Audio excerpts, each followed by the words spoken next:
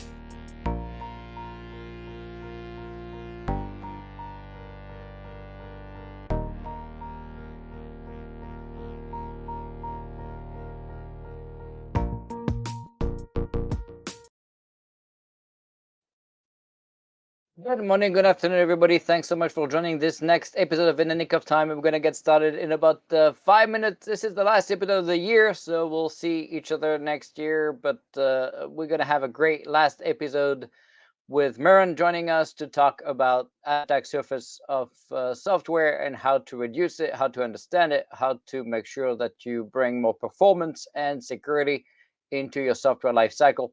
Stay tuned. We're going to get started in about 5 minutes.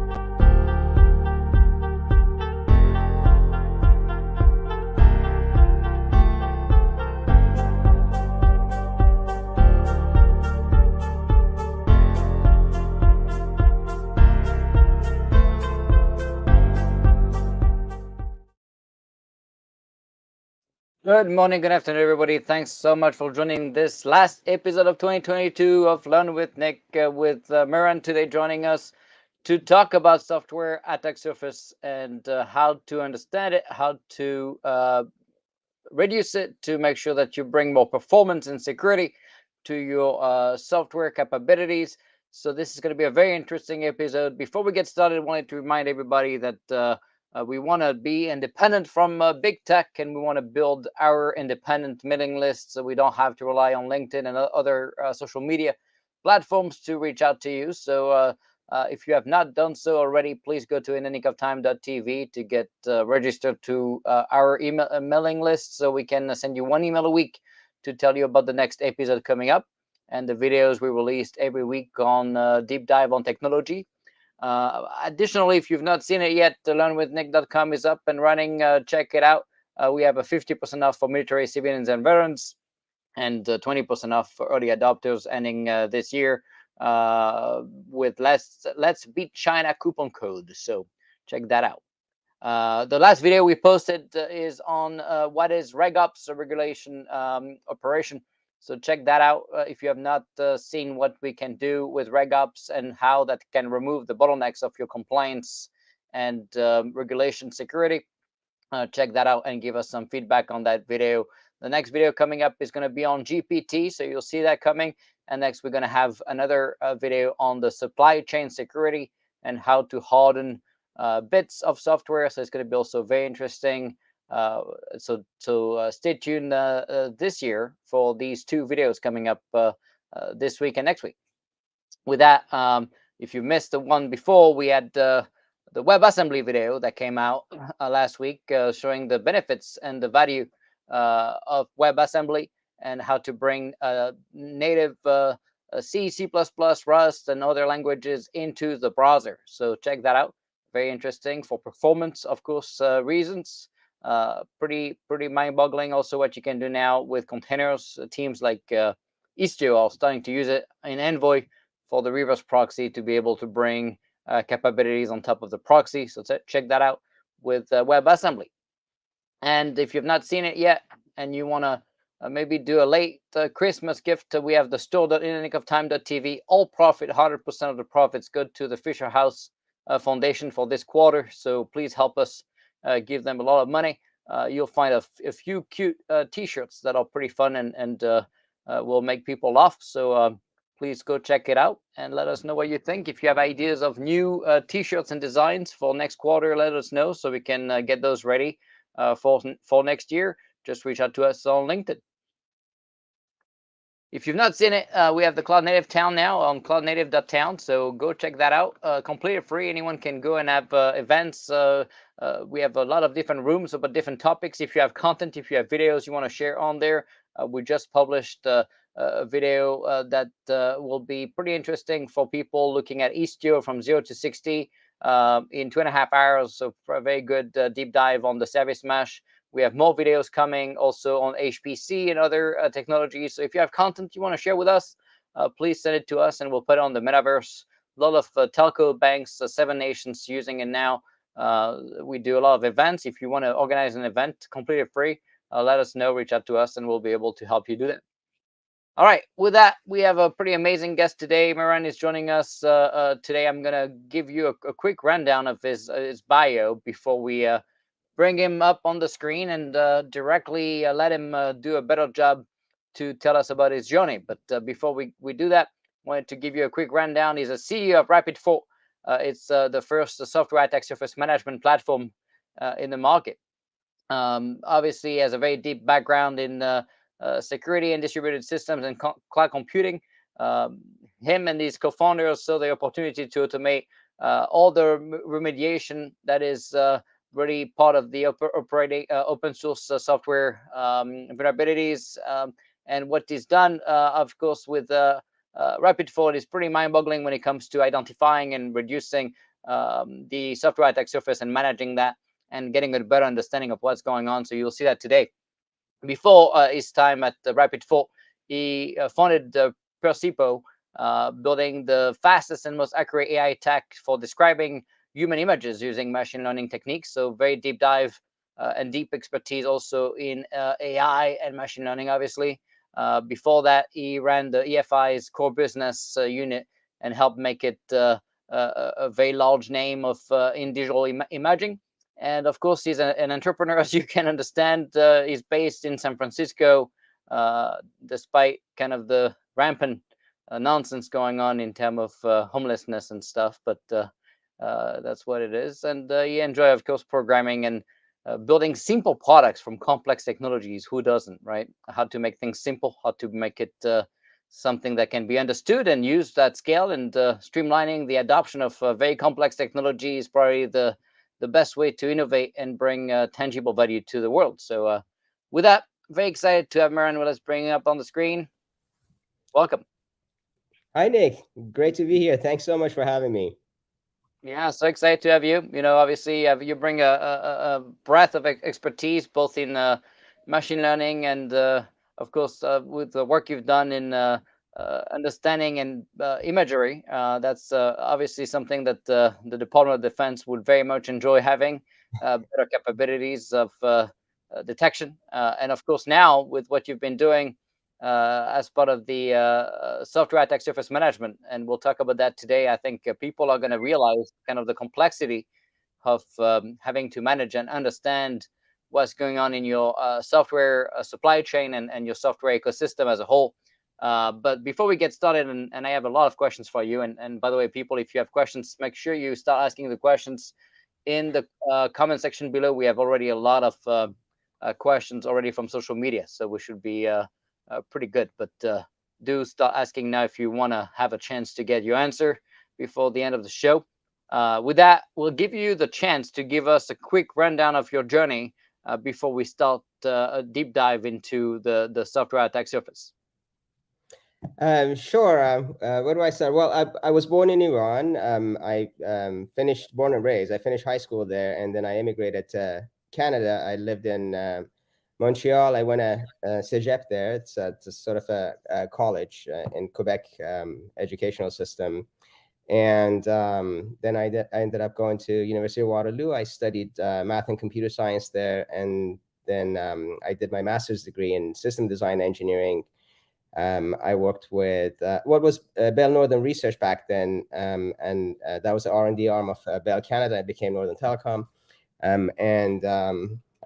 Then I started working for, after my studies, I started working for a company that was a spin-off of Bell Canada called World Links Telecommunications. We were building software for doing what we do today here, sharing multimedia, application sharing, videos, and so on and so forth at the time. And so I lived in Toronto, in Vancouver, and then I moved to Switzerland for a while. I lived there and worked with my brother, working on statistical models for predicting swings in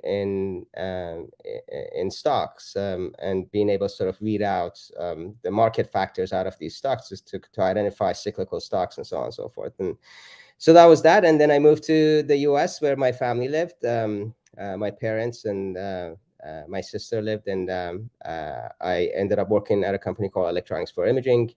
I did try a couple of times doing other entrepreneurial stuff. One of them was just right before 2001. And in 2000, we started working on building basically this big iron boxes to support high quality, and at that time DVD quality video. 50,000 streams coming out of a single box, and so on and so forth. And I remember that I went down to Los Angeles for a trade show that involved a lot of these, media producers, HBO and Disney and whatnot. And that was September 11, 2001. So that was the end of that effort. And as you mentioned, I started a computer vision company in 2008. Well, beginning of 2008. And we demoed a whole bunch of our ideas in August of 2008 to a number of investors, and they were very interested. And then, of course, there was September of 2008, and then after that, things went quiet in the venture and funding landscape for quite a few years. But we kept on going, and 2008 was sort of like the year where there was a lot of new things. There were iPhone was new, and the cloud was new, AWS was new, high resolution flat screens were new. There was a lot of new stuff happening there around that time frame, and we were bringing a lot of these technologies together to build unique products. But one of the things that sort of we identified was that the computer vision as a field was moving from the realm of image processing and edge detection and filters and so on and so forth into the realm of machine learning. And we got really interested in that space.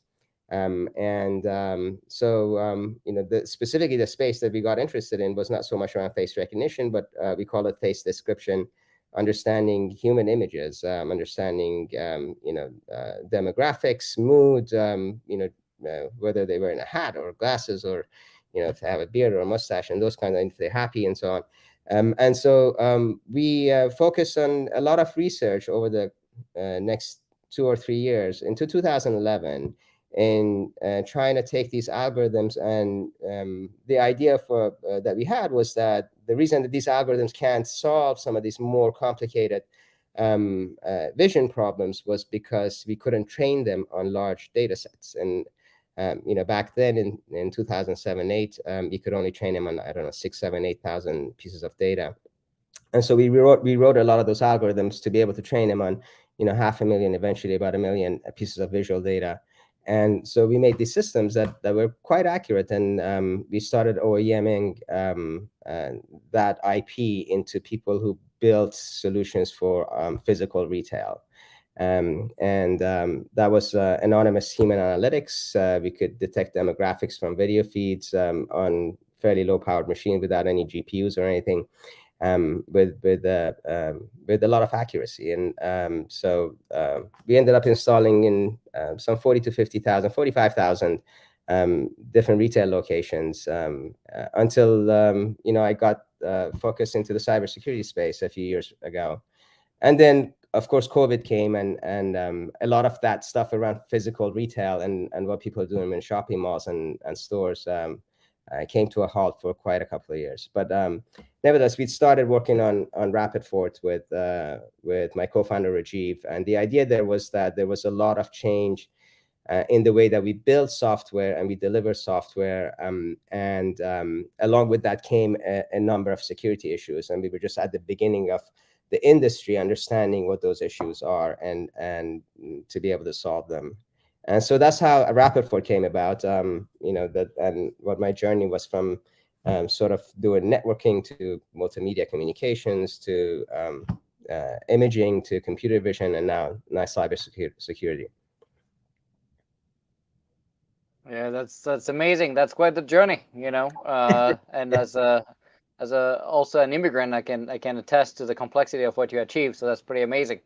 We're lucky to have you here. So obviously, we're going to dig into the real meat of the subject now and talk a little bit about software attack surface. But before we get into the real meat, tell us a little bit about what problems are you really trying to solve with RapidFort.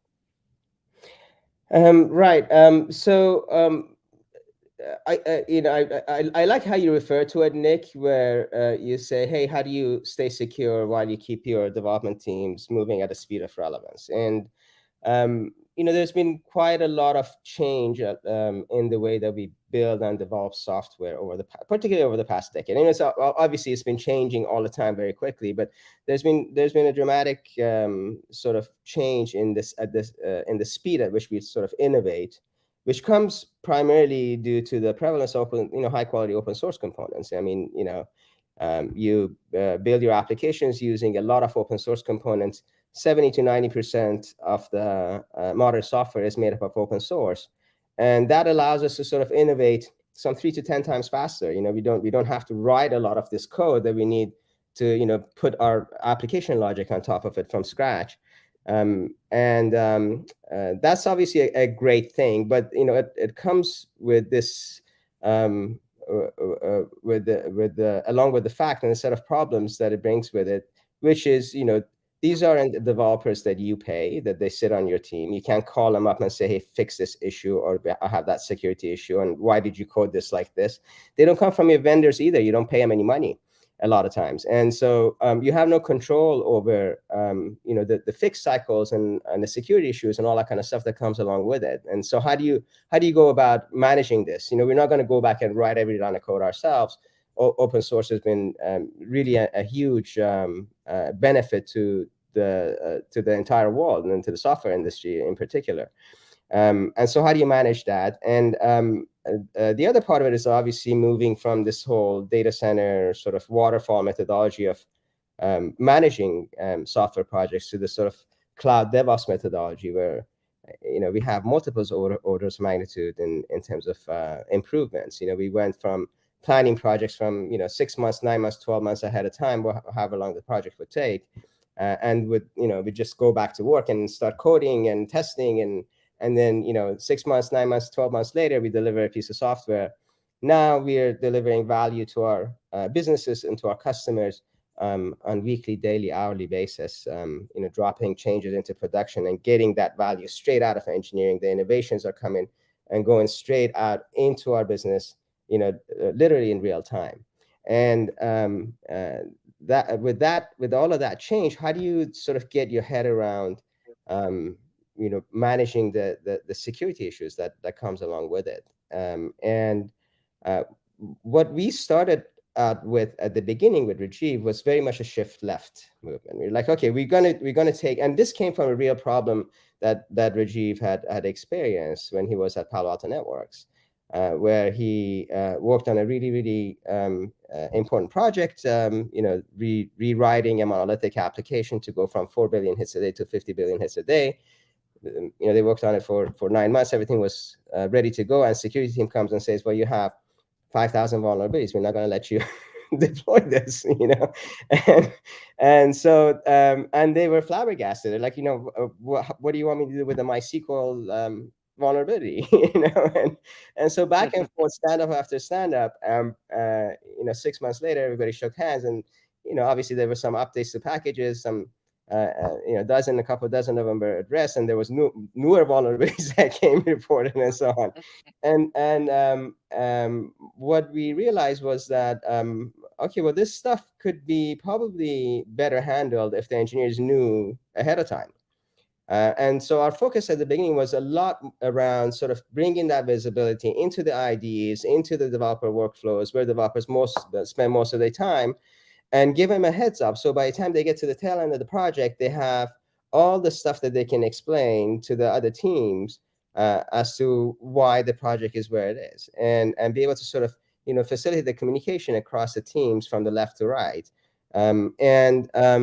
What we saw at the time, this was over 3 years ago, Nick, when we started coding some of this stuff. Shift left was getting really busy. Everybody was talking shift left, and there's a company called Shift Left. I think they're still around, Shift Left, and we were looking for differentiation. We're like, hey, but what's there's all these companies who are doing a lot of really cool stuff in this space.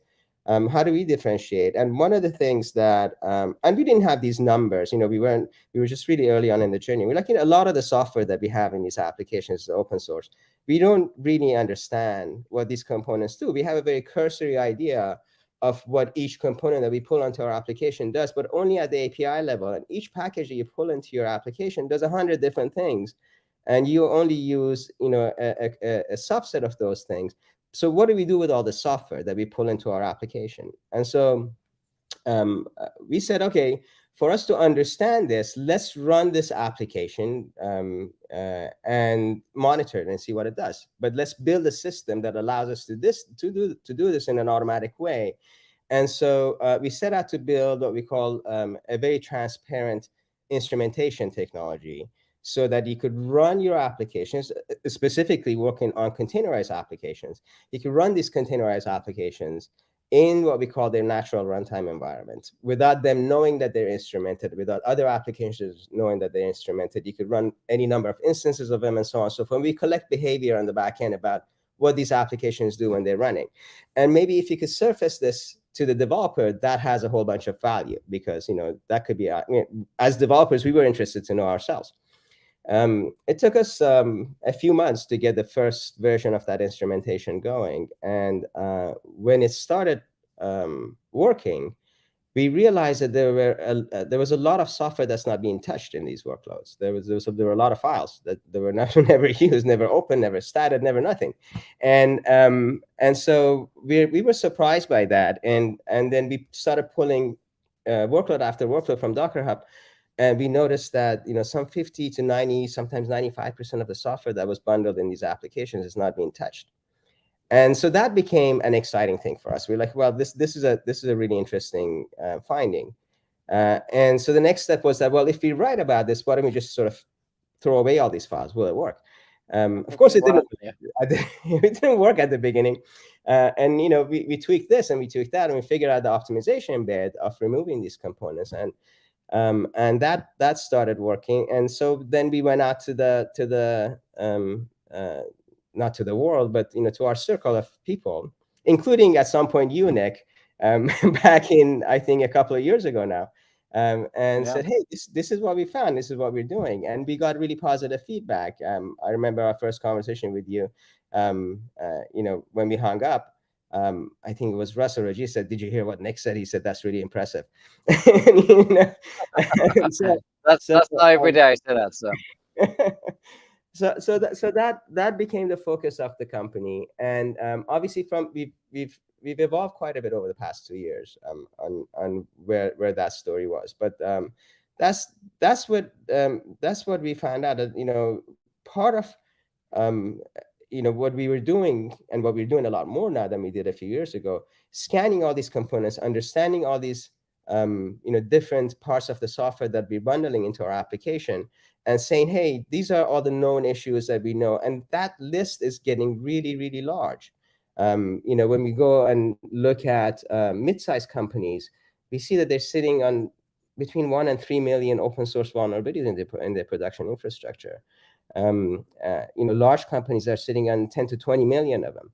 And so what do you do about, how do you shift left 1 million vulnerabilities to developers? So what's the process to sort of, manage all of that? And of course, there are a lot of good companies that are trying to offer solutions for this. They connect it to, loose permissive permissions, for this bucket and all that kind of stuff. But at the end of the day, these are still holes in your software, even though if they're not connected to your loose permissions and so on. And you can't sort of pull a wool over your eye and say that, the next state actor from North Korea is not going to figure out a way to exploit these things, because you're going up against an adversary that's becoming ever more sophisticated.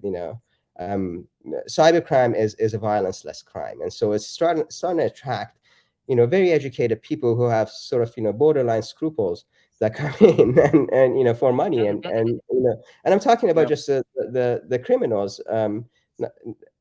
If you want to separate that from nation state actors and so on and so forth. So these are some really, really sophisticated teams that you're going up against. And you have to have a broader view of how you manage the security around all of these components. And that's the problem that we're trying to solve. How do you do that while we deliver 100,000 changes into, I think Amazon delivers 100,000, 150,000 changes into their production environment on a daily basis. How do you stay secure? How do you get your arm around, all of these problems while you move at that pace? That, you're innovating really quick and you're delivering those innovations. And of course, we're just a very small piece of the whole picture, but I think that we're onto something that's important in the overall picture of things. Yeah, I mean, it's a small piece, but an important piece, I guess. And when you start looking at the problem, I guess you start with identifying the issue and getting to know what's inside of that software. So I guess walk us a little bit through how you manage to do that at scale and automate that process of discovery. Sure. At the heart of it, obviously, is what has come to be known as an SBOM today. What are the actual components that my software is made up of? Let's start there. How did you build this software? What did you pull in to do it? What are the different kinds of packages and libraries and so on and so forth that you use to build this software? Because those ones are, at least I could correlate those to known set of issues that people are finding and reporting. And of course, there's your own software that has its own set of issues that hopefully running SaaS tools and cleaning it up and lint tools and all, and whatnot. But if 70 to 90% of your software is from somewhere else, it's really valuable to know what you use to build that software. And so that's the beginning of it. How do you figure out what are the components? And that's becoming standardized through the SBOM efforts, SPDX and Cyclone DX and all those kinds of things, which is a good thing. We're still at the really, really early parts of that journey. But people have, including us, people have figured out how to fairly reliably understand what your software is made up of. So let's create that sort of that bill of material and start there. And then the next thing for us is that, obviously, as I mentioned, but what do these components do? How do they interact with each other? What is their interdependencies? Not only at the build time, where dependencies are sort of statically defined. Package A needs packages B and C and D and E for it to be installed. But at runtime, do I need all of those packages to when I'm running? And so let's understand those things, and that's what we call sort of the, for lack of a better word, a real bill of material. This is what really is being used in your software, and then obviously for each one of those components, accurately identifying known vulnerabilities, reporting those vulnerabilities, and surfacing those to the people who are managing this software, and giving them tools to sort of prioritize those. Of course, there's the CVSS scores and what comes out of MVD, and what comes out of the particular advisors in terms of severity and all that kind of stuff. That's very important. Another thing that we use machine learning techniques to sort of predict what is the likelihood of does a particular vulnerability have a proof of concept. Having a proof of concept, for example, really increases the risk of a vulnerability, because as much as they're sophisticated cyber criminals, they're also lazy. They have limited the amount of time when they get into your infrastructure. They want to stay under the radar before they get detected and all that kind of stuff. And so what they want to exploit typically is what they have in their tool set, what's been weaponized. And that typically comes from a proof of concept of a vulnerability. And so once a POC is known, the risk of a vulnerability goes up quite a bit. So we report that, obviously, in our vulnerability reports, but we also have a model that predicts over the course of next 3 months, what's the likelihood of a POC becoming published for this vulnerability? And that's based on basically the historical data that we've collected and trained the model on. And so we present that. It's kind of very much in line with some of the other stuff that's been done. Kenna Security has obviously the ESPP. So, yeah, Yeah. Either yeah. way. And Yeah. they try to estimate the likelihood of an exploit, which is one step further. But I think that exploit is such a contextual sort of decision for you to make. Is it internet facing, or what kind of people have access to it, and so on and so forth. Probably a more useful understanding of if a POC is going to be available gives you a better indication of where you want to put it on your radar. And so that's what we surface. And then obviously we surface all the metadata that a lot of these other companies also include in the reports. What are the links? What are the links to the exploits? What's the kill chain and all that kind of stuff? We try to report on those.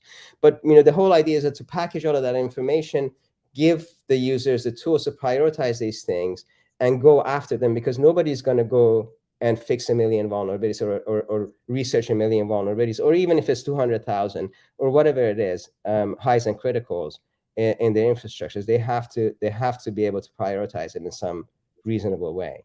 And we try to pull as much information as we can in some sort of a nice and easy to consume way, and allow people to slice and dice it and address those. That's very Um, cool. And the acronym is EPSS, I guess. So thanks EPSS. to that YouTube user that gave us the right acronym here. All right. So You mentioned something that was interesting, and I just had a meeting last week with Aqua and they showed me a container that during the scan has no issue already, but then they bring in runtime, they download some type of crypto mining capability and run it on the fly, and so that's something that they were able to detect in runtime. So I guess to explain to the audience here, what do you usually end up finding when you identify the software attack surface in a static scanning side versus the runtime scanning that you could do? Yeah, sure. So Aqua actually has a really neat project, Tracy, that they use for doing sort of runtime forensics and so on and so forth. And that's a pretty cool project. That's not where we focus on. Obviously, those capabilities, if you could do it at scale, it becomes very important and interesting, which is what Aqua is setting out to do. And what we focus on is mostly, what we want to know is by the end of your test cycle, we have a really good idea of what your application does, and then we surface that, so we focus on the runtime throughout your test cycle. And as you can't have good DevOps if you don't have good tests. So by the end of your test cycle, you pretty much know, if not 100% of the behavior application, a very 99.9% of it if you have good tests. And then also we do propose a different model, what we call coverage scripts. I won't get into it here, where it gives you a very quick way to sort of understand the entirety of the behavior of your application. So our goal is that before you go into production and deploy into production, understand what that runtime behavior is, and what you get there um, is what's not what you can't really do at the static level. So at the static level, obviously things are interesting, especially if you're scanning your own code. Don't use this function and use the other function, and this one you're not sanitizing this input and blah blah blah, and those kinds of things are important for developers to know. But when you go beyond that into open source components, especially, then creating understanding that behavior at a static level is important, but you have to tie it into what happens at runtime when you run the workload. Now, it's possible, obviously, to build really clean, really minimal workloads. You pick a statically compiled language like Go or C or something like that, and build a minimal static executable, put it in a container that you built from scratch or with distroless or whatever. It has literally no other software but your workload. But again, as you point out, with letting your developers run at the speed of relevance, I don't want to tell my develop. We have microservices that we write in Bash, because I could whip them up in 2 days. And so, I want to give that capability to my engineers to write in Python, in Bash, in Node.js, whatever is the right framework for that application, to get that innovation out the door as quickly as possible. And that's sort of reflected in the industry. If you go to financial services, majority Java. If you go to a lot of these energy and so Python is becoming very prevalent in a lot of places, because it's a good framework. It gets out of your way. It lets you build things that are fairly fast, and you could code them really quick, and so on. So it's got a really beautiful ecosystem. So you can't just force everyone to write in C and Go. You want to give that flexibility to the user. The minute that you go there, then you get into the entire framework of how do packages get pulled in, how do they get bundled in, and those dependencies almost universally are defined statically, because it's not, when I write a package and I say, hey Nick, I wrote this beautiful package and I think you could use it in your application. My package probably does 100 different things. Your application is going to use 10% of it for your application. And so when you bring in NumPy and you want to do matrix multiplication, you're going to pull in everything that NumPy does in your application, and so it's only at runtime that you can understand what your application really needed and used when it was running out of all the packages that I pulled in. And so our focus is to understanding really that part. Of course, we surface a lot of other stuff. We tell you what was the network traffic that your application. You can take that template and then build sort of OPA policies if you want to, and so on and so forth, about or Istio policy and so on. And we tell you what are the system calls that you use. You could take that and build SecOn profiles. But the main focus is around telling you these are your runtime package dependencies, and you could get rid of all these other things. And here's a set of tools with a whole bunch of knobs and levers that allows you to get rid of all those stuff that you don't need. And as a result of it, you end up with, if you scan an optimized RapidFort container, what you see in there in terms of vulnerabilities is everything that sits in your execution path. And so, you got rid of 80% of your vulnerability stuff that's in your original report that it's not sitting in your execution path. And it's actually, if you optimize it, it's not even sitting in your software anymore. So you don't have to worry about it. So, a lot of companies, right, were always complaining when I was talking about the number of CVs. Atlassian was a perfect example of this, 1,200 CVs in Confluence of Jira. And then, when I would tell them, hey, why don't you tackle down that tech debt, they would argue, well, many of the CVs are not in the code path. And so no one can get to it. Although I would debate, I'm not sure you actually know that for a fact. And with 1,200 of them, people can literally move to different things. And by the time you understand their path, it's already too late. That's probably why they've been hacked again and again this year. But if you look at the code path answer, right, why would you say people have software that's not in a code path if you're not using it, right? Why is it there? Yeah, that's a great question. So, and something that we sort of try to answer for ourselves. We divided into like three categories. Or the issue of bloat. How does bloat end up in containers, or actually in any workload? Right. So one part of it is the static nature of package dependencies. Like I said, you write an application that uses package A. Package A uses NumPy. NumPy does 100 different things. Your application only uses one function of NumPy. But when you build your application, you pull in all the sub dependencies of NumPy. But you don't need it. So that's one part where bloat comes in. The other part of it is, typically in the container world, we pick an OS layer. Not everybody does, but most workloads do. OS layers come with their own set of packages, and like I said, you could build from scratch or use distro list and all that kind of stuff. But having an OS layer is nice, especially during development, because I like working in Ubuntu. I don't know, most people do. And so I have all those set of tools that allows me to sort of write my scripts really quickly and navigate, and so on and so forth. But once I'm done, how do I know what I actually need from in that OS layer?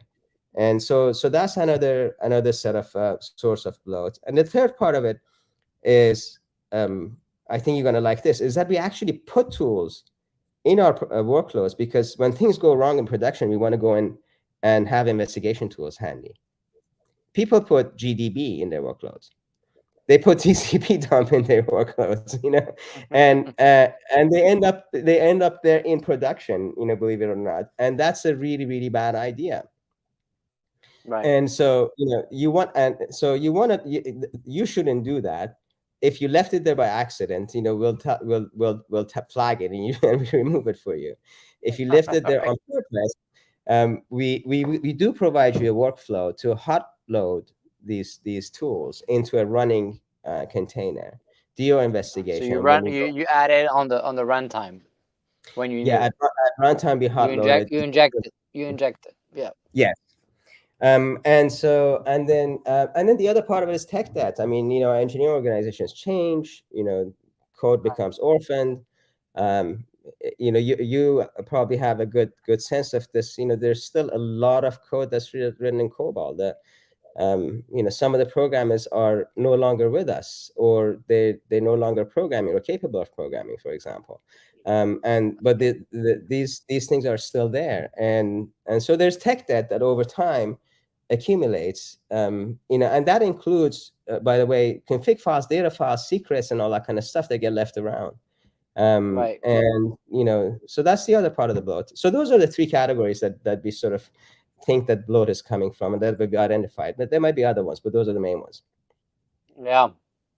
We talk about obviously container hardening a lot. When I created the Iron Bank in DoD, I guess the whole point of it was to create these base images you're talking about, right? Whether it's the OS layer, whether it's some of the most used open source capabilities, right? And we have a saying, right? Container hardening, right? But when when you talk to different people, it means different things. So what does it mean to you to harden containers? Yeah, that's a very good question. So, yes, container hardening by and large in the industry means, or workload hardening means, short circuiting any privileged escalation paths, removing root access, removing, any secrets that you've left there, and so on. So those are all important things. But going back to your Atlassian comment, that's the code is not in use. So let me tell you what our view of things is. Every piece of code that you leave in your production workload is a liability. And Right, it's a liability more so now that if you look at the statistics, the majority of your network will get breached at some point. And once your network got breached, what you've left around for a hacker to use is your software attack surface. It's all the right, software components. And what's happening now is that the popular method of sort of attacking and infiltrating deep down in the big attacks is getting to the network, just lurk around, stay under the radar, and trying to find opportunities to get deeper into the infrastructure, find secrets, find other software components, tools, or whatever that you can find to get access further down in the infrastructure while staying under the radar. That means not downloading your tools into the workload because they get picked up by systems. you know and so yeah, whatever tool that you left there, even if you're not using it, is a risk. Of course, it can be used as an initial attack vector, but it could be used for to move laterally, and if actually in fact it does get used to move laterally. And so right. don't leave them around. Take them away. Make their life difficult. Make it too expensive for them. Let them go somewhere else. So I guess outside of blow and kind of reducing the attack surface, what other pieces do you see being part of the hardening of containers? Is there configuration settings? I mean, what else is Yes, there? yes, of course. Configuration settings, removing root access, Right. set your removing any executables that have special privileges, or removing the bits and so on and so forth, at least surfacing them so people know, and can make informed decisions about this. But this stuff really well. The Iron Bank is basically a beautiful bank of all of these images that all of these principles have been applied to it. We, But we we actually did a container hardening guide where we actually released that so people can Google it. I'll try to find the link. But if it's effectively showing all the steps, to harden containers, and obviously the attack surface is essential. But you also find all of the settings, right? So I'll put the link of the container hardening guide. It's on the DoD website. But before we do that, I guess how do you end up finding a way to actually reduce, right? If people keep saying, well, we have all these static dependencies, right? All this stuff shows up magically, right, in my container. I don't know what we use, what we don't use, but how do you reduce it? How do you enable that bloat to go away? Because it seems like people are stuck with it. yeah, so um, first, let me take it, give you a little bit of a story. So first that we saw this system work, Rajiv and I got really excited actually, and then we expanded the team and we brought other people on, and we're like, okay, this thing works incredibly well. I could just sort of have this system that very quickly I can identify what's not being used, and I have another piece of system that just pulls all these components from under them, and you have these smaller, you know, more secure pieces of software very quickly. Why wouldn't everyone want to use it? Outside of the DoD, and I think we get to that discussion a little bit later. When we went to the commercial space, we found that people are really early on in their journey of even containerization and so on and so forth. Kubernetes, and you know, we sit in the tech space and we talk about all these things, but you go out and talk to the rest of the industry. They're really, really early on. You have like Capital One is very advanced in the financial services, but the rest of the banks are not necessarily. They're just at the beginning of their journey. And so to go to them and say, hey, I have a system that I could just do all of this stuff and mutate your workload, and then you get something that's a lot smaller and more secure. They obviously find the idea intriguing, but they're just so far away from that we found that the way that we should present all of that stuff is in a platform, and that platform starts by saying, hey, look, I'm going to give you visibility of what you have in your infrastructure. So this is creating the SBOMs and the vulnerability reports and all that kind of stuff.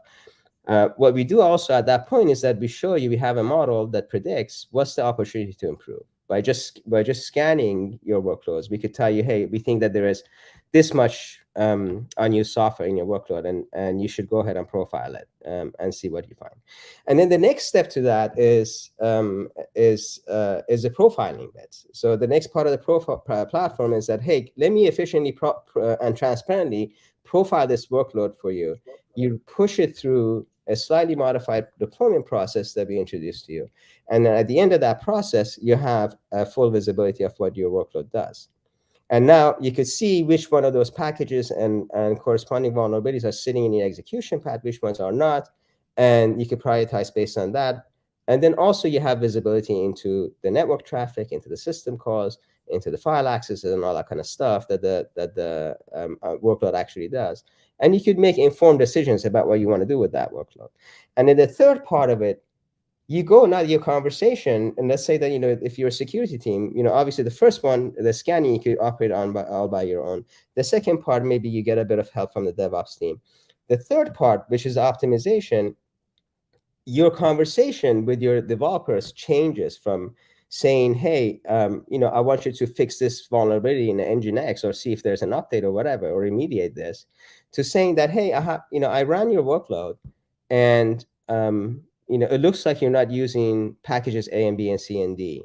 Do you think you really need it? Why do you need add user? Why do you need LDAP, whatever, it's not being used in the workload. And so that conversation is a code quality conversation that you can have with a developer, that every developer is interested in. No developer is interested in chasing vulnerabilities in Nginx, but every developer is interested in improving their code quality. And so that conversation shifts, and now you could go to your developer and tell them, here's what I found, and here's a set of tools. You could either do it manually yourself, which, by the way, you can't a lot of times, because at the package manager level, you can't detach those static dependencies.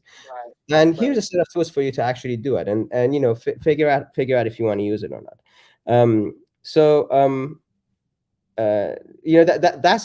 That's how we tell our story today. It started by saying, hey, just go ahead and optimize everything. It's great. The world is going to be great.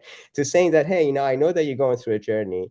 We're going to help you with that journey. We understand where things are. We'll help you get visibility. We help you get understanding, and we help you sort of address it, and ultimately get to a point where that you can automate that process end to end. So I guess when you look at the removal of dependencies that are tied to other dependencies, I know you've been iterating on a process to kind of proactively remove the bloat. Do you have a capability that's actually capable of like removing bloat with a human interaction, or it's always the human that's going to have to go ahead and find a way to remove the bloat, or you have tools to remove the bloat, I guess? No, it's fully automated now. Yeah. Nick. So you could literally press a button and say, and you could pick one of our presets, or you could actually have complete control over using profiles and so on and so forth, over how you want optimization to take place. But it's completely automated. Once you have that recipe, you put it into your CI/CD pipeline, and then every build of that workload, just goes through the same thing. Right. That's pretty cool. So obviously, when you do that, right, we talk about the security benefits, but what's the impact you've seen on performance of some of these containers when you start taking down some of that bloat?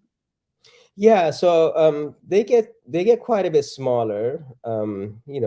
Let's say on average 70-80%.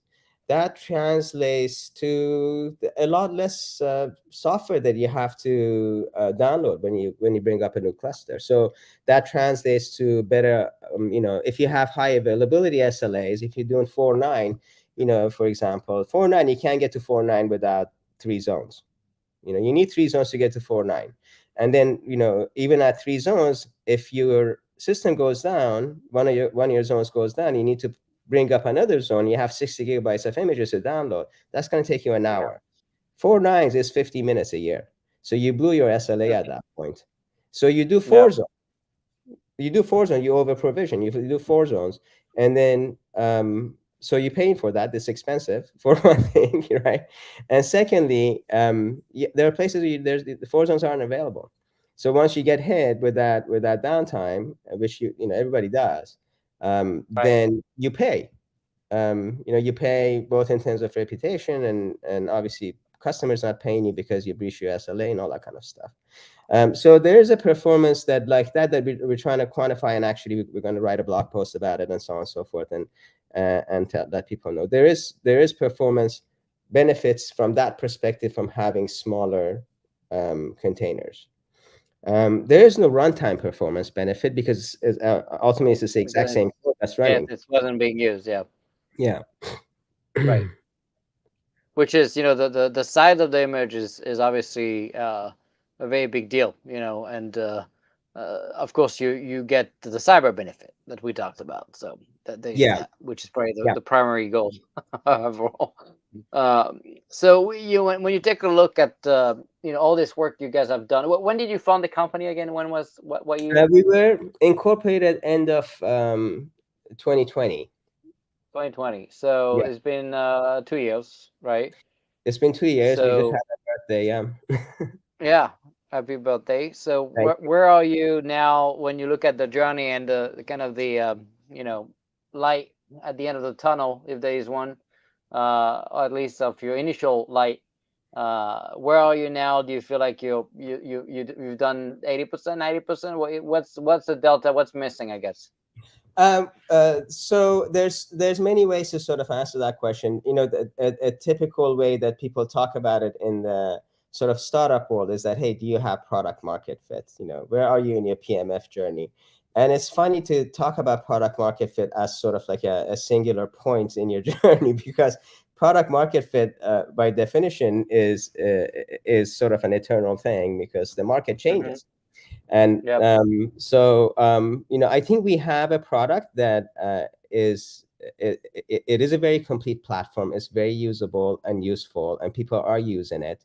But there's a lot of work to be done to sort of improve it, and we have a whole bunch of plans on how to improve it. And some of that comes from improving the core components, making the instrumentation faster, making it more transparent, all that kind of stuff. A whole bunch of bags of tricks that we apply at the engineering level to the lower level components.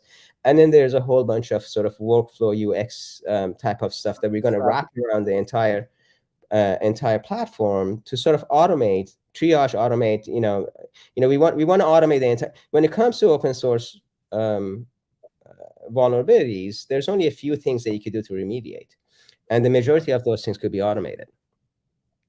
And Yep. so that's Yep. that, that's what we're going to go and try to do from a UX perspective. Yeah, that's pretty amazing. When you look at some of your offering, right, you have a lot of free offering. I was pointing to people throughout the show. There's obviously you have on rapidfort.com/free. You have a capability to optimize and harden container images, right? You have the whole community on /community with container images that are free to consume and engage there with the rest of the community. You have a full scanner on the SBOM side and the SCA scan on rapidfort.com/scan, right? So pretty much a pretty large set of offering there. How do you make money? Of course, you have enterprise services on top. What does that look like for people that want to know how to scale this stuff? Yeah. Um, s- uh, the So that we have the community images. Community images is a growing bank of sort of popular Docker images that within as soon as they're submitted to Docker Hub, a new version is submitted to Docker Hub. We push it through a pipeline, harden it, and put a hardened version of that image back up for the public to use. we open source all the sort of the scripts and how that's done for people to contribute to, and people could also come and contribute by asking for new images, for example, and that they might need and so on, and we put that in the pipeline. So that's one effort. By the way, we just started that like in the middle of this year. We only hit 50 images last week, and we haven't really marketed it yet. I think next year we're going to start letting the world know more about it, and hopefully that's something that people could use and benefit from. Then the free tier is there to sort of really introduce people to the idea that you could automate a lot of this sort of removal of unused components and as part of your CI/CD using the right set of tools.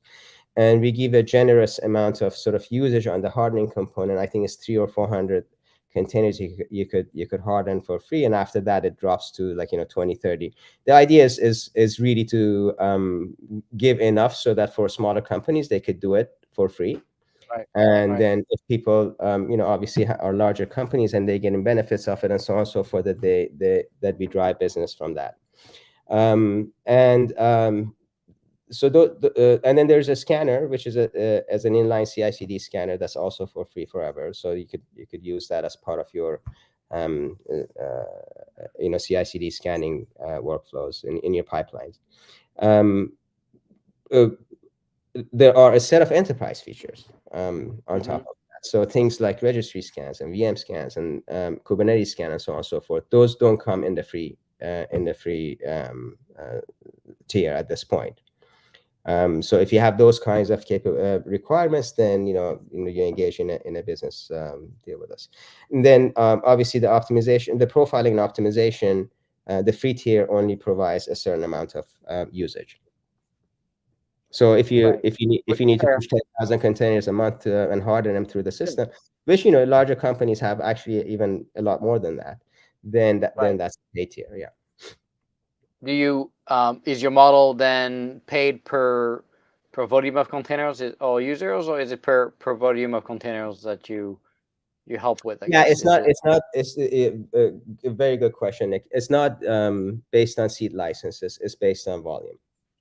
Volume of containers. Okay. Yeah. Yeah. That makes sense. Kind of makes sense. Is your capability? Someone was asking on the chat, so I'm going to ask it now.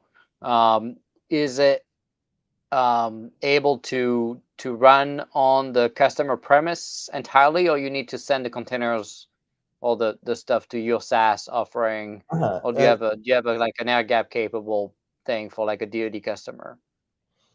Very good question.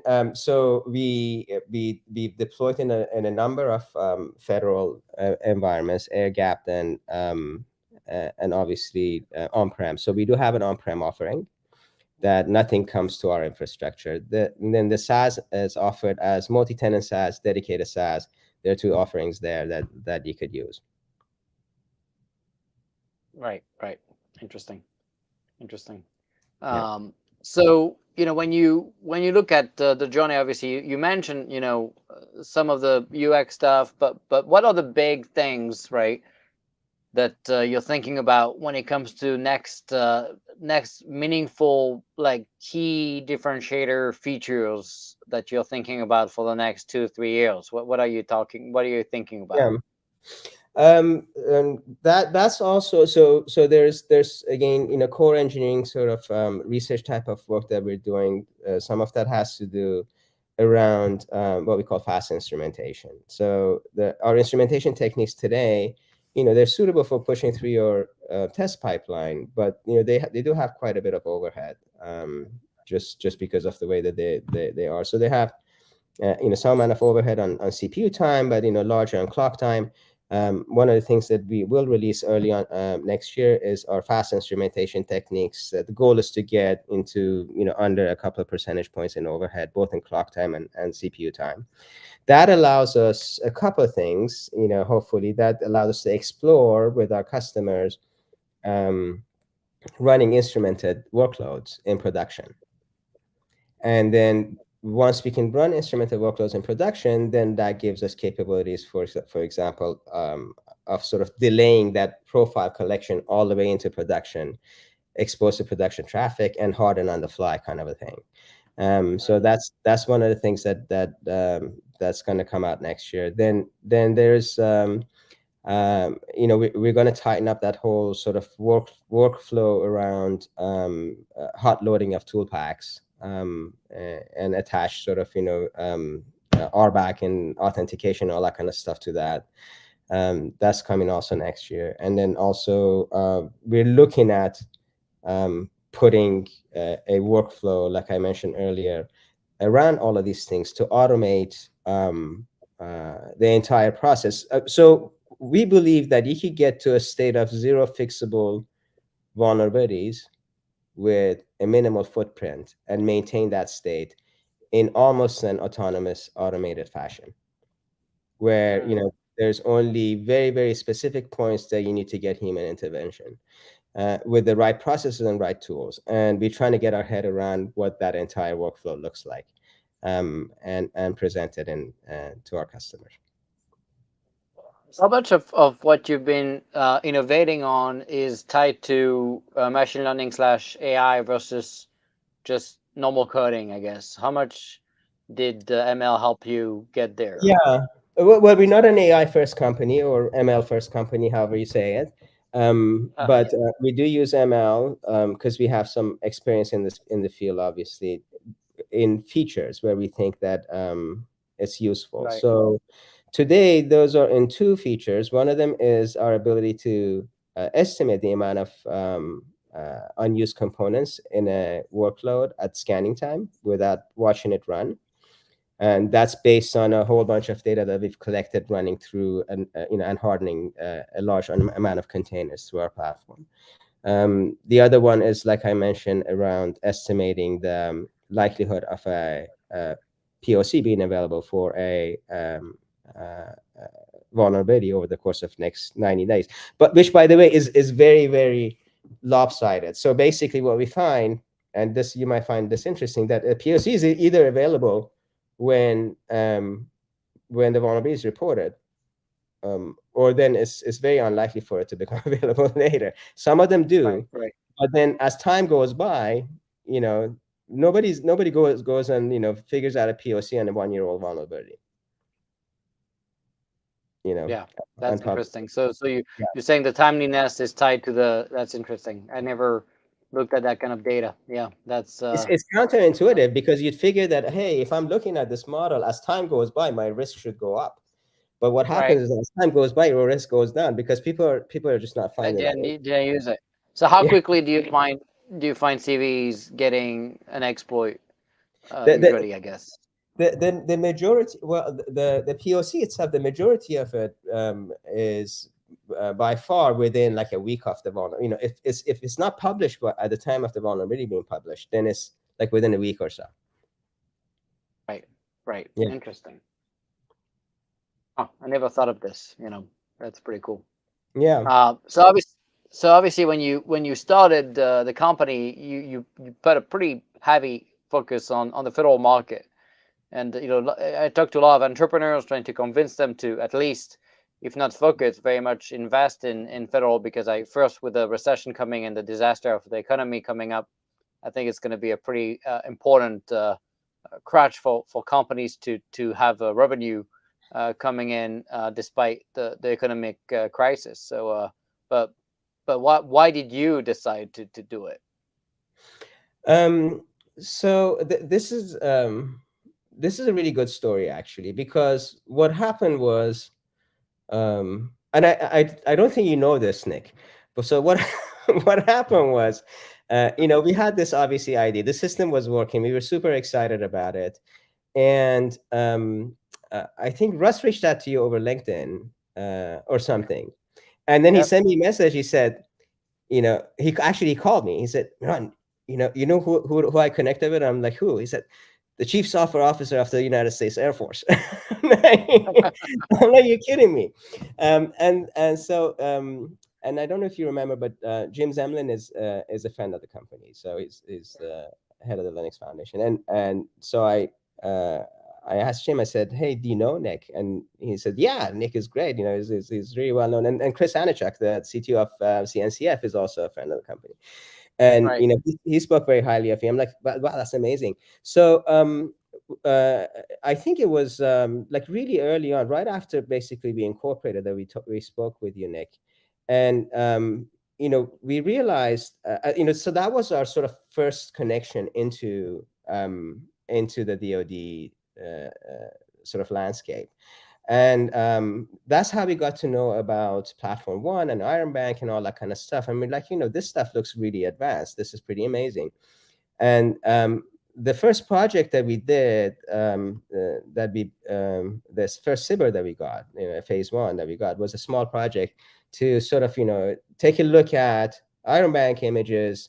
And I think you were involved. At least we got you involved in that I proposal remember. at the beginning. Was, take a look at Iron Bank images, let us run through 20 of those and push them through our system and see what kind of results you get. um, Yeah.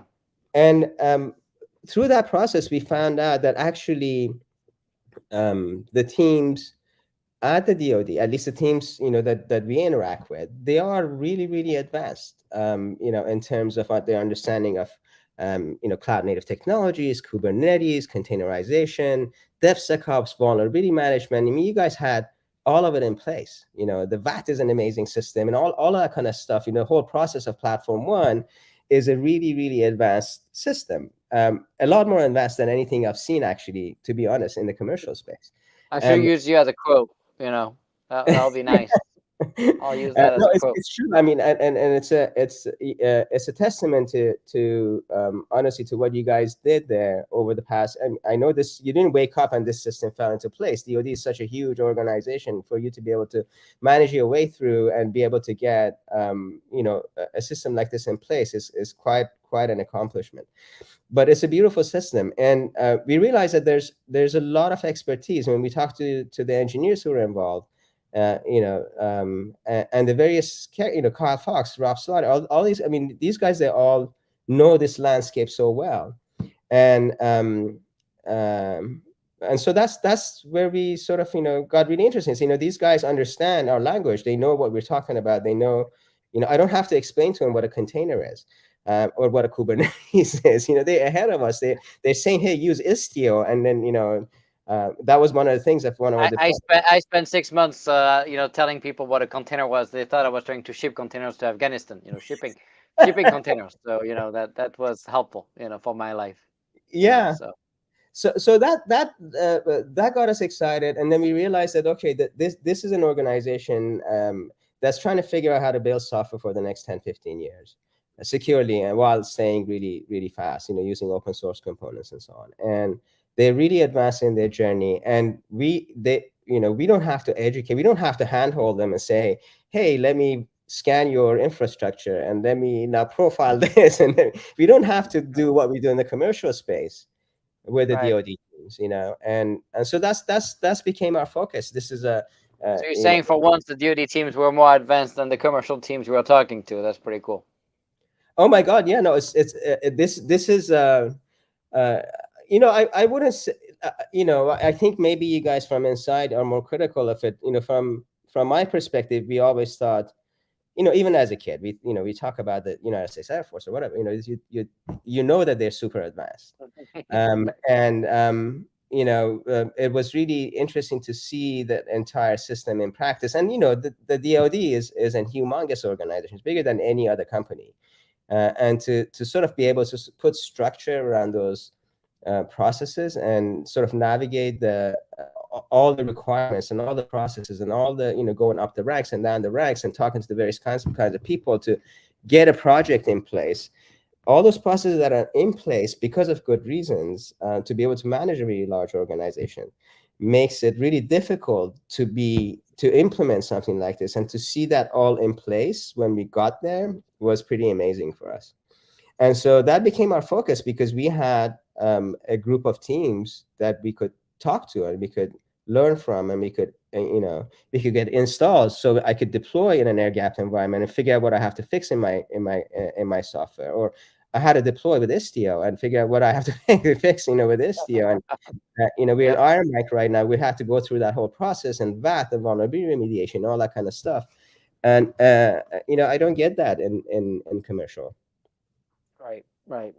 And so do you feel like, you know, that direction you took, you have regrets? I mean, do you feel like that paid off as a Oh yeah, business? absolutely. Yeah, yeah, for sure. It did. It did, and a lot of it is testament to our co-founder Russ, who actually, Nick, I think, was because he I know really, Russ. because I'm like, hey Russ, the government sales motion, federal sales motion is very different than enterprise sales motion. We got to really figure out the enterprise sales motion and so on. So, and he said, look, there's a lot of opportunity here for us to improve our product and get to product market fit because these people understand all of this stuff. They can help us. You don't have to And go and tell the ABCs. You can go straight to yeah, the end of the spectrum. Yeah.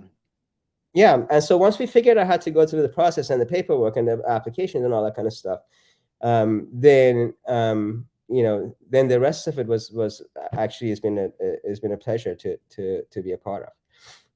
It's Yeah. been really good.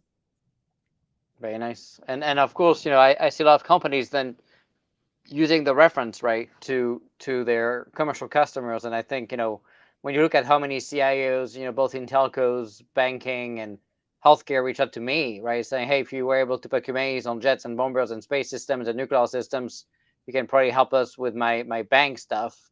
Obviously that applies to companies working with DoD, and using that as a reference to get to other customers too. So it's I think it's definitely a pretty wise investment. If I particularly for companies like you, I think some other companies might be depending of what they're trying to build, that might be a different story. But I think when I look at what you guys are doing, it's a no-brainer. I was talking to Chain God this morning, and I was convincing the CEO, and that's what I do now. I convince CEOs to pay attention to federal. Everybody is like, oh, I'm going to focus on commercial, but they first, I think, with the economic crisis that's coming, and it's just the beginning. I think people will realize that the government still spend the money. So that's a pretty good crutch. At very least, to covering your expenses, breaking even or whatever.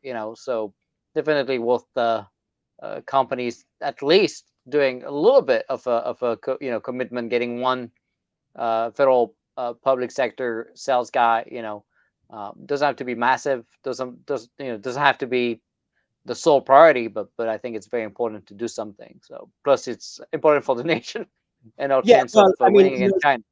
I was going to say, Nick, I mean, there's also that component of it that you just mentioned. It's if you have innovations that could be useful there, then we should really get those teams exposed to it. And that aspect of it has been rewarding for us as well. And uh, i- i- the issue for startups is that we go through rounds of valuations. That's how we raise money. Okay, and the valuation that you get from a government contract, the multiples are a lot smaller than what you get in the commercial space, because what they want to see, what the investors want to see, is that did you figure out how to sell into commercial? And they understand that that motion is very different than how to sell to government. But there is a bit of a misunderstanding, I think, from in the investment community of uh, you know you invest not just for money, you invest for impact, you invest for there's many different reasons that you invest, and the impact that you could have by working with the DoD and then using that as sort of like working in a very advanced ecosystem and using that as a springboard to bring those learnings into the commercial market Right. is is quite important. And we talk to our investors from that perspective. But the reason that people startups are shy, they shy or they put a lower priority is because it's primarily driven by our investors. And And sort that's of we that's went. always interesting, right? Because the VCs effectively, also put a smaller multiple on the DoD. And by the way, I agree that no company should just be relying on DoD work. Usually, that's pretty toxic and work in vacuum. And I certainly agree that dual use and having commercial activity is essential. But at the same time, you talk about the importance of getting access to best technology to the warfighter and the nation. They also forget, who created the Silicon Valley and all that kind of stuff.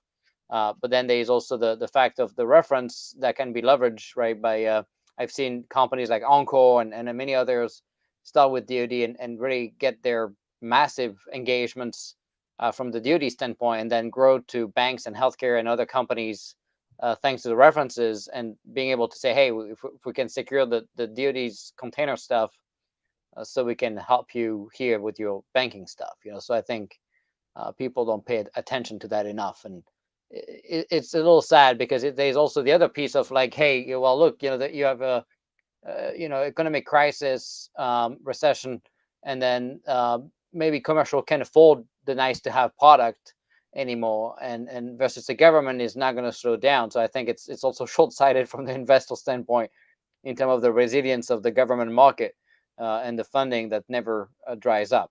So that's another piece there to think about. Yeah, yeah, I agree. Anyways, for us, it was a really good decision.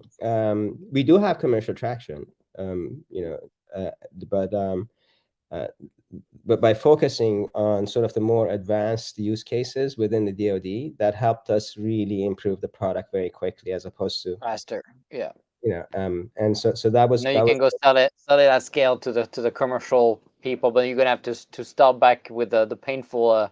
I mean, not every company, obviously. There's a lot of you mentioned Capital One and others. There's a lot of pretty innovative commercial companies nowadays, but no, you have both worlds, so that's pretty amazing. yeah. Um, I was gonna ask you. Obviously, you're an immigrant like me, so we understand each other a little bit. We have something a little special there going on. I'm a little bit afraid of what's going on in education nowadays. With kind of the people born here, I guess, in this country becoming more and more anti-American. It's very concerning to me, but I find a lot of people not traveling, not seeing what's going on elsewhere, and being kind of stuck in this bubble of particularly the Silicon Valley. I call the Silicon Valley the Kumbaya bubble, and I call the DoD bubble the complacency bubble. But if you if you look at what you've seen as your travel and what you've learned, what would you like to share with the group here that really kind of impacted your life?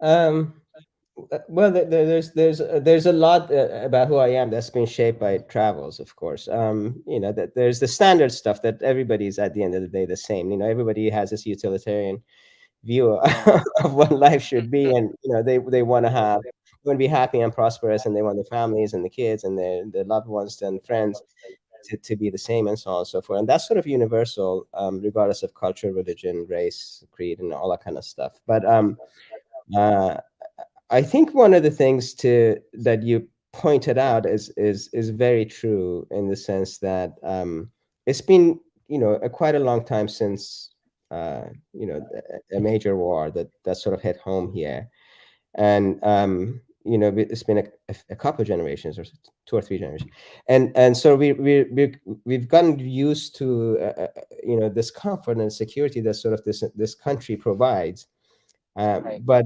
Complacency. and I wouldn't say complacency. It's just maybe ignorance, if that doesn't come out as too negative. Right. And sort of by you know stepping outside of just America, or being an American, and so on and so forth, and Europe, and going out to some other parts of the world. And some of them are advanced. I'm not saying that they're not advanced, but to just see what are the conditions, what are those socioeconomic systems that sort of led to where those countries are now. And are we, do you like that? And do you want your future to look like that? And what are the set of priorities? And if you don't, what are the set of priorities that you want to have to focus on back home, to sort of make sure that that doesn't happen to you, over a long time, and so on. And so that you really get from going to different countries, and Travel, not yeah. just on a business trip, but spending at least a few weeks, or multiple times going So go somewhere. to Venezuela and China a little bit, maybe a couple of weeks.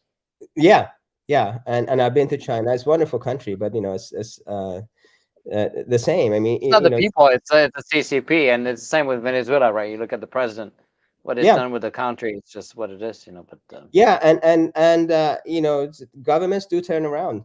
And so what right, we have here, thankfully, the stuff that we have in our constitution, that sort of like empowers people to prevent that from happening so swiftly, um, right. uh, is very important. And sort of we lose sight of some of those facts by by you know living somewhere like the U.S. or Sweden or Norway or these countries that are just Perfect. prosperous and Too being perfect. Too prosperous. easy. Too easy. Yeah.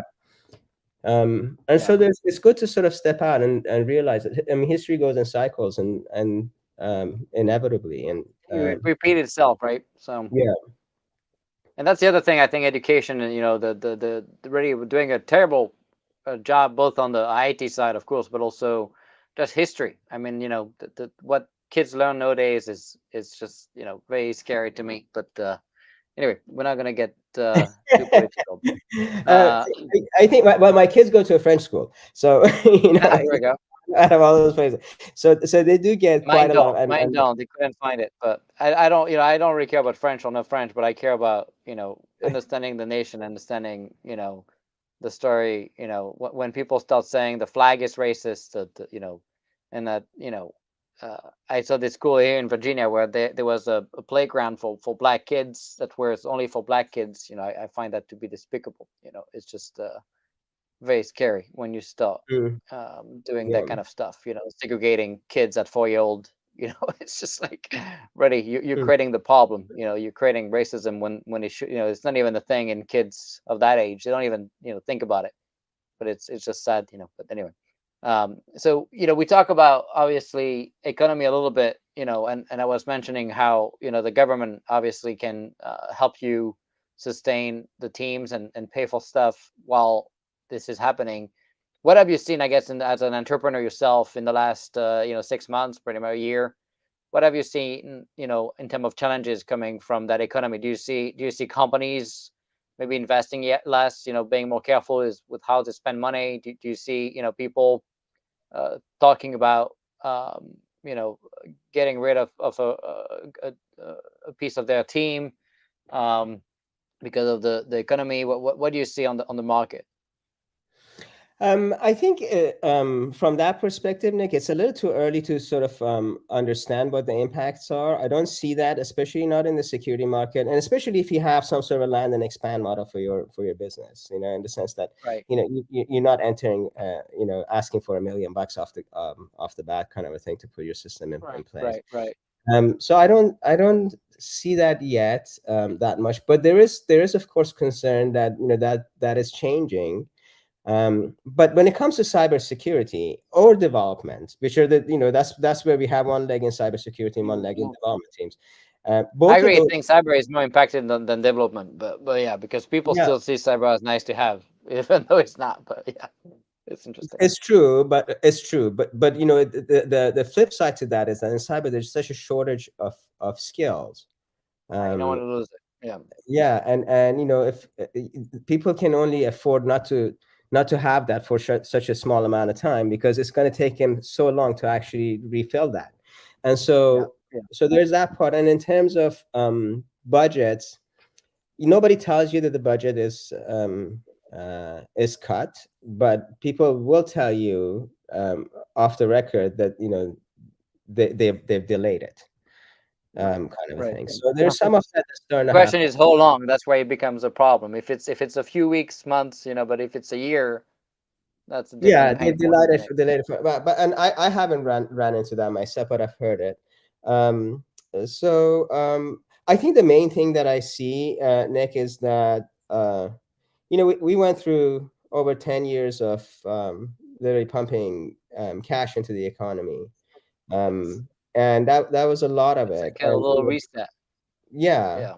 and we went to post the mortgage crisis. We gave the entire yield curve to the feds to control, and Yeah. to be able to implement their policies and so on. So for now, I think starting in September they started pulling some $9,500 billion a month out of the economy.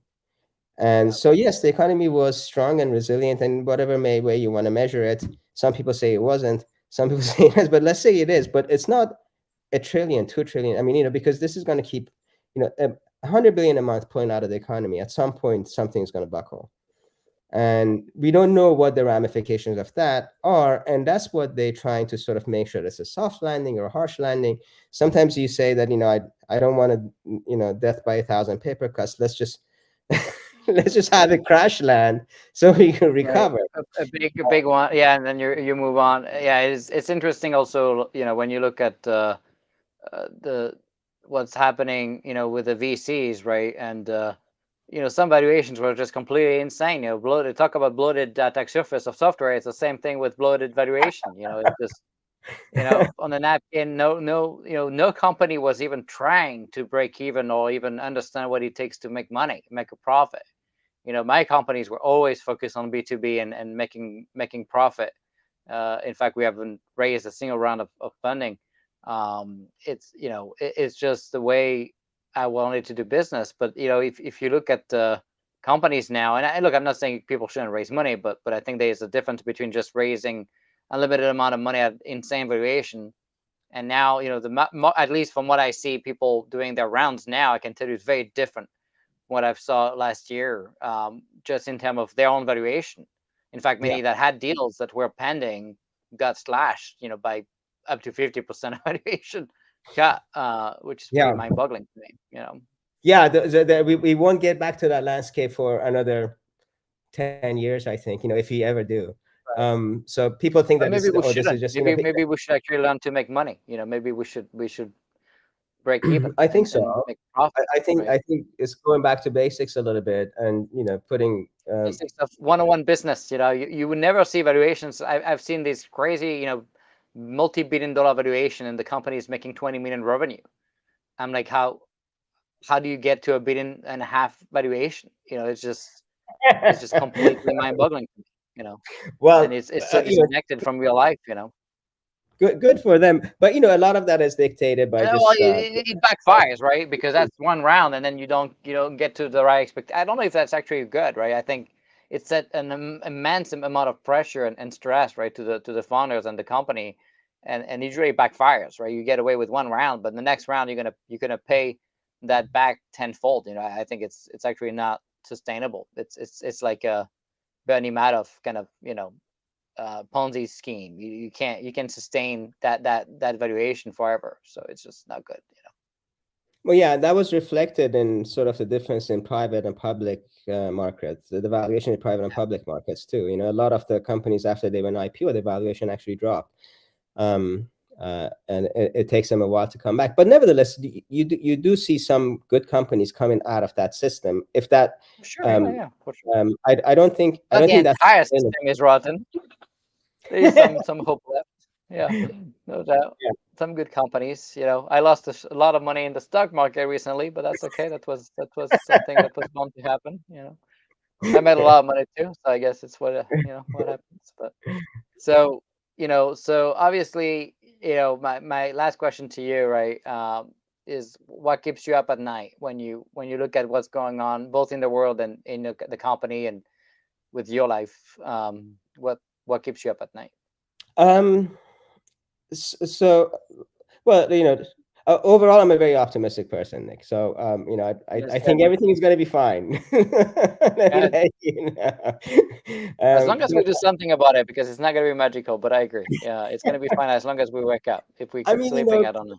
the world that we live in and all that kind of stuff, those kinds of things. Obviously, there's a lot to be concerned about, but overall, I'm very optimistic. I think, over the long run, everything will just keep moving We're forward. gonna I win. think. We're gonna win. Yeah. Just in terms of the company, I think what keeps me up at night is, well, we got to figure out how to scale this thing. And the question is that, if you look at the macro situation in terms of, the economy and all that kind of stuff, like I said, we've never been in this set of conditions before to make a historical reference, to sort of even be able to want to predict what happens as we go through this process of quantitative tightening and everything that's happening in the world, and Russia and all that kind of stuff. So um, I think there is a lot of uncertainty in what the market how the market is going to react to the macro environment, both geopolitical and economical, of course, and how does that translate to companies like us, where will we be able to get to a point where we could sort of make enough money or raise enough money to sustain through whatever that period is, if it's 2 years or 3 years or 1 year or 4 years, and get our get the stuff that we've worked on and we really think that is useful for people into the hands of more people and so on. So that's sort of that's probably the most important thing at the high level in my mind. Obviously, I worry about, did we fix this bug and what's my performance here?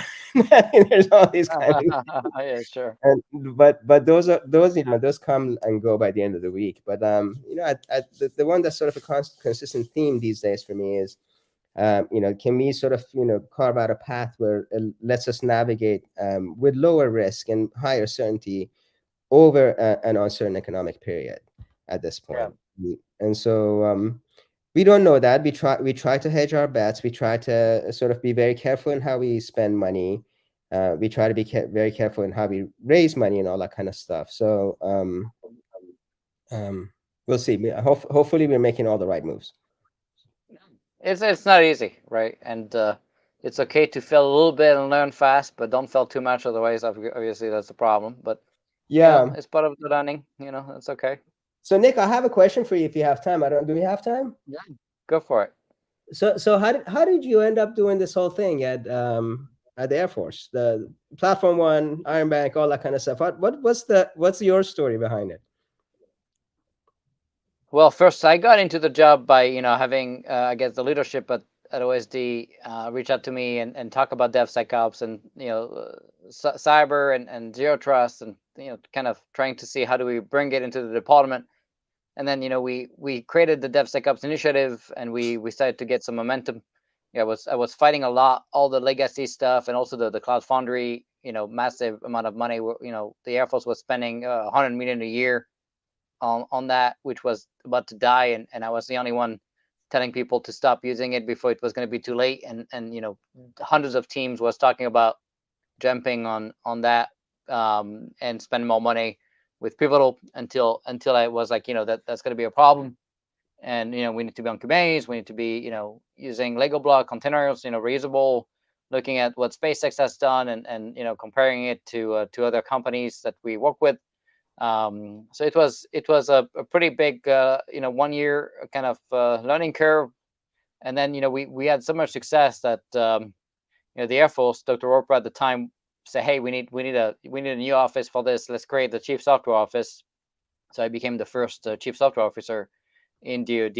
And so then for me it was pretty obvious that looking at the reinventing the wheel and all the work being done in vacuums and the lack of talent, and that we needed an enterprise service that would be flexible enough and nimble, just like companies like I've done it 12 times in my life before the department. And so for me it was just building a startup inside of the building. And so we created Platform One, and tackling some of the key problems were pretty common sense. Iron Bank doing hardened containers, so we can centrally accredit Lego blocks and reuse them across, and all the DoD teams, open source and commercial products, bringing the Kubernetes stack and hardening it, and bringing kind of a push button instantiation, full GitOps of Kubernetes, and the service mesh to bring zero trust. My big focus was always both the software and cyber. And that's what's pretty unique with my hats is having kind of that dual expertise in software as a developer and cyber, and trying to find the balance between both, which is always effectively shooting at each other. So finding the balance of cyber and software is probably the reason why DevSecOps can be actually so efficient. And so over time we had no money, no team, and we started to build some pretty good use case and showing return on investment. We save 100 years of time in 1 year moving to DevSecOps, and with 27 DoD programs. And so when we started to get that momentum, then we were off the rail, and started talking to companies a lot. I was always pretty accessible. We had the Ask Me Anything events, people live taking 80 questions every 2 hours, 2 hours, 80 questions live from companies. And really, we brought, I think, 750 companies that had never done business with DoD into the department through CBER and other mechanisms, get them accredited. So kind of removing the bottlenecks and the impediments to doing business with DoD. So yeah, it's been fun. I kind of miss it. It's a special. It's kind of tough, right? Because you leave that kind of mission, and there's nothing as important, right? It's like going back to the mobile stuff or whatever. Pick your poison, right? There's nothing like the work we do in the department. So it's pretty it's pretty tough because you get really hooked to the mission. So Yeah. Yeah. Do you think you'll ever go back? I'll go back. The question is, unfortunately, at my level, I think that that has to be through presidential appointment. So Mm. unfortunately, the Democrats, I'm afraid, are not going to have me. So until the Republicans are back in charge one day, then it's not going to happen. That's what it is. But I'm sure they will. You think politics plays a big part? oh yeah, oh yeah, it's Mhm. 99% of the puzzle for Mhm. my level. It's let's say 100% of the puzzle. Yeah. So, so Yeah. it's unfortunately, despite the problem not being a political problem, it is. It's funny how we make things political that shouldn't have to be. But I can tell you, what I'm concerned about, what keeps me up at night, is the division in our nation, and the I think we're very much at risk of a civil war or something pretty bad. I don't like it. I think it's pretty bad when both sides are shooting at each other, and really there's such a division. um, I'm also very much worried about the education system and pushing all this woke nonsense. And I'm not going to get political, but you know, I was, with companies that have 81 pronouns, in their teams, and I just don't get it. There was this lady that said she was a bird, and the pronouns was fluffy and whatever else. I just I just can't. I'm sorry, but I can't do it. If you want to put me in jail for that, do it. I don't care. But you know, I think we need to help those people. That's for sure. And I'm not talking about transgender and stuff. I have no problem. People love and do whatever they want to do. I don't care. Don't do it with kids. I care about that. I think the kids stuff is despicable. But if you want to do it, love whoever you want to love. That's not my problem. I don't think we should bring it in the office, by the way. Um, but the craziness going on of anti-American, and I have this person that reached out to me like just this morning. One of millions of, I get death threats, I get everything, but this morning I got this person that I don't know, non-binary, and I get they were like saying that because I have a flag here in my background, you see it. I'm part of the problem because I have a U.S. flag on my show. So what do you even answer to that? I don't know. I have no Yeah. clue. I had nothing to say. I was like so shocked that the flag is now a problem. He's born American, right? That person. So I'm like, how did you get there? It's just mind-boggling to me. So that's Well, just China investing in infiltrating the schools. It's very very scary. So anyway. there certainly are a lot of country-loving and patriotic Democrats also. So hopefully maybe that will Oh yeah. change. Oh, it's And not a Democrat. I don't think that's 10% of not even, maybe five, maybe it's a vocal, maybe 2% of the extreme left. So I'm not saying it's a democratic, it's Democrat versus Republicans. yeah, It's just insane. I just think they're so vocal and cancel culture, and it's just what happened in Twitter. And I was shadow banned myself. I had the proof of it, from Elon Musk. And it's just and I did not, I mean, I did nothing, right? I wasn't saying anything meaningful. So it's just, yeah. it's just the power of these companies scares me. By the way, but even if it's Republicans or Democrats, I don't care. It's very scary, the power of these companies nowadays. You cannot have a business. People can pretend all day long it's not about the First Amendment because it's a private company, but the fact is, the square, the town square today is not. what it used to be, right? And the you can't succeed in a business without LinkedIn, right? I just don't see. I literally would not have been in the department without LinkedIn, and I sold two companies on LinkedIn. I mean, the power of LinkedIn alone is a make or break it for companies. Facebook and other things for many businesses are so essential. Um, Twitter, other stuff, right? Being banned on social media is just like you can't scale. There's just no way, right? It's just it's going to impact your life forever. So it's pretty scary that people start deciding what's information, disinformation. It's just we learn. I mean, I've seen it with the COVID COVID lab story. We knew in the department it was coming from the lab in China. There was no doubt. There was never even a discussion about the freaking pangolin or whatever. We just knew it. But yeah, it was banned on social media. I mean, the fact that it goes that bad, and the power of China and over WHO and the CDC and the social media companies is just. I think we need to stop it, and I think if it keeps getting bad, I think that can really become a real problem. So, Mhm.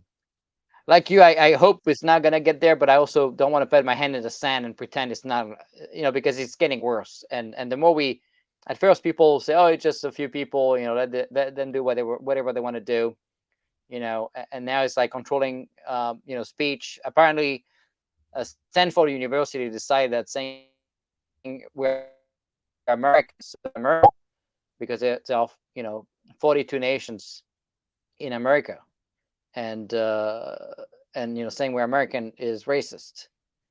So it's Is just that right? I didn't hear about that. That's unfortunate. But look, there's always swings. It could be all the other way also. That control these companies. So there's these back and forth, and hopefully the things were sort of a settled in middle the ground middle. And somewhere, right? There's a middle ground. yeah. Yeah, completely agree. So with that, we always give the guest the last word. So get ready for that in a second. I'm just gonna tell everybody thank you first for joining us. It was a great session. Um, we this is the last episode of the year, so I'm gonna wish you happy holidays and happy New Year. We'll see you on the next episode coming January 10th at 1 p.m. Eastern with Robbie Ann. And it's going to be a very interesting episode, but I'm not going to tell you too much. We're going to announce it uh, beginning of January. So we'll see you January 10th, 1 p.m. Eastern. We're going to be posting some videos this week, so you'll see that coming.